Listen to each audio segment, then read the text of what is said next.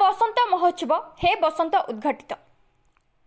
संस्कृति विकास परिषद एवं छत्रपुर रोटरी क्लब आनुकूल्य साहित्य संस्कृति समन्वयर अपूर्व समारोह 3 दिनिया बसंत महोत्सव हे बसंत उद्घाटित हो जायछि।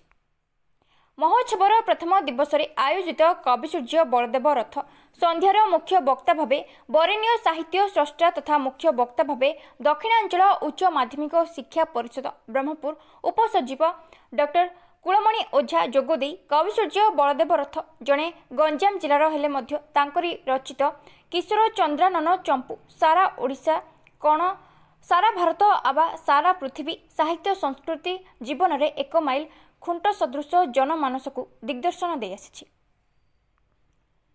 तांकरी साहित्य कृति चंपू लगी कविसूर्य बलदेव रथ विश्वविदित कवि बोली डॉक्टर ओझा मतव्यक्त करछन्ते।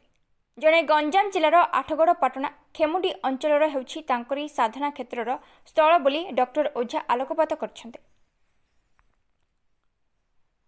बसंत महोत्सवर प्रथम पर्वर प्रथम संध्यारे मुख्य अतिथि भावे मान्यवर खलिकोट विधायक पूर्णचंद्र सेठी जोगदे कविसूर्य बलदेव रथंक अववैद्य काव्य किशोर चंद्राननु चंपू को इंग्राजी भाषा में अनुवाद करी ओडिशा सरकार भाषा साहित्य संस्कृति विभाग पक्षर प्रकाशित और प्रणीत करागले ताहाकु आधार रे नोबेल पुरस्कार तांकरी उद्देश्य वितरण हो पारिबो एवं किशोर चंद्राननु चंपू विश्व दरबार में परिचित हेबो बोली मान्यवर खलिकोट विधायक श्री सेठी मतव्यक्त करछन्ते। संस्कृति विकास परिषदर सभापति आईनज्ञ सूर्यनारायण सामंतराय रोटारियन प्रफुल्ल पट्टनायक साधारण संपादक डॉक्टर अजय कुमार त्रिपाठी प्रमुख मंचासीन होई गंजाम जिलार साहित्य संस्कृति मंच कला अभिनय प्रदर्शनर महत्व संपर्क में प्रतिपादन करथिले। कवि ब्रजमोहन आचार्य समाजसेवी अरुण कुमार शतपथी एवं संस्कृति विकास परिषदर कोषाध्यक्ष रोटारियन निरंजन पात्र प्रमुख सक्रिय सहयोग करथिले। एही अवसर में छत्रपुर अंचल विशिष्ट नाट्यकार मंच कला अभिनय प्रदर्शन करी श्रेष्ठ सुनाम आनिथिबा स्वर्गत प्रफुल्ल चंद्र बेहेरा उद्देश्य तांकरी उत्तरदायी परिवार वर्ग तथा तांको झियो दंपति दीप्ति बेहेरा ज्वाई पुओ इंजीनियर उमेश चंद्र पट्टनायक को मानपत्र सह पुरस्कार उपढोकन दे संबर्धित करा जायथिला बेले छत्रपुर पोड़ापदर अंचल जड़े विशिष्ट शतायु कलाकार रवींद्रनाथ पंडा ओडिशार विशिष्ट ओडिसी शिल्पी नृत्य गुरु नमिता राय प्रमुख मंच उपरे मानपत्र सह संबर्धित करा जायछि। शेषरे सांस्कृतिक कार्यक्रम परिवेशन होइथिला। एही अवसर में छत्रपुर रोटरी क्लब सभापति विमल प्रसाद साहू धन्यवाद ज्ञापन करथिले। सूर्यनारायण सामंतराय रोटरी क्लब तरफ आज आयोजन आमर जो एटा संस्कृति गोटे विकास परिषद बोली आम गोटे गढ़ीचु जो पुराना स्मृति सब मन रखिकी आर हूँ प्रथम रजनी 3 दिनिया कार्यक्रम हम विशिष्ट व्यक्ति मानक आम अनुरोध करूँ विशेषकर जो मानकर अवदान थिला ए मंच कला प्रति जो मैंने आम पाखे अच्छा से सम्मानित करुचु आसंता 2 दिन में सम्मान करूँ आ जो नहांती विशेषकर जो मैंने आम नेतृत्व नौले उदाहरण स्वरूप प्रफुल्ल चंद्र बेहेरा तांको आम मरणोत्तर सम्मान करूँ विशेषकर यहाँ गोटे नुआ अनुष्ठान ए समस्त सहयोग मु कामना कर।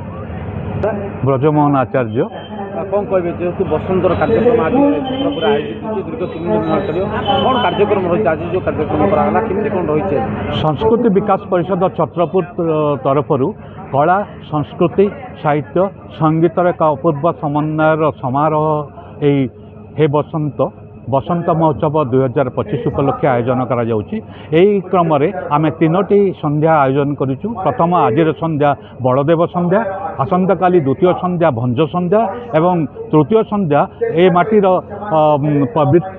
पुण्य पुत्र गीतार रचयिता अंतर्जामी पति शर्मा नाम अंतर्जामी पति संध्या आयोजन होछि। प्रत्येक दिन आलोचना संस्कृति उपर आलोचना सांस्कृतिक कार्यक्रम साहित्य संपर्क में आलोचना एवं जो दिन जो महापुरुष मान नाम नामित होती संपर्क में आलोचना एवं पूज्य पूजार क्रम विभिन्न संस्कृति संपन्न व्यक्तित्व मान को संवर्धन प्रदान करा जाउछि। यह एक संस्कृति विकास परिषद छत्रपुर नूतन भाव में गठन करा जाइथिबा एक अनुष्ठान जे कि साहित्य संस्कृति का विकास पई कार्य करिबो।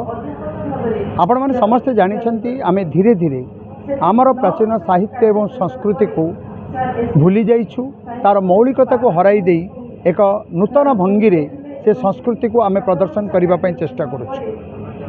तेणु आज एकविंश शताब्दी आम जो पाद देचु आम भूली जाइछु आमर प्राचीन परंपरा को कला को संस्कृति को ताको पुणी थे मन पकड़ापी आमर प्रचेष्टा एवं आपण भल भाव जानिछंती जे बसंत कला संस्कृतिर एक अनन्य परिचय। तेणु आम स्थिर कलु जे यही बसंत ऋतु जेतेबेले बासंती संध्यारे आम्र बनरे कोकिलर कुहुतान आसुथिबो से समय आम आमर प्रथम कार्यक्रम परिवेशन करूँ। तेणु 3 दिन धरी आम कार्यक्रम आयोजन करूँ। प्रथम दिनटी को आम कवि सूर्य बलदेव रथों नाँ नामित करूँ, द्वितीय संध्या कवि सम्राट उपेन्द्र भंज एवं तृतीय संध्या छत्रपुर माटीर जड़े अनन्य स्रष्टा गीता विशारद अंतर्जामी पति शर्मा नाँ नामित कर सरकार तरफ विभिन्न प्रकार ओडिया अस्मिता को विभिन्न कार्यक्रम कार्यक्रम निश्चित भाव में लक्षणीय एवं स्वागत योग्य।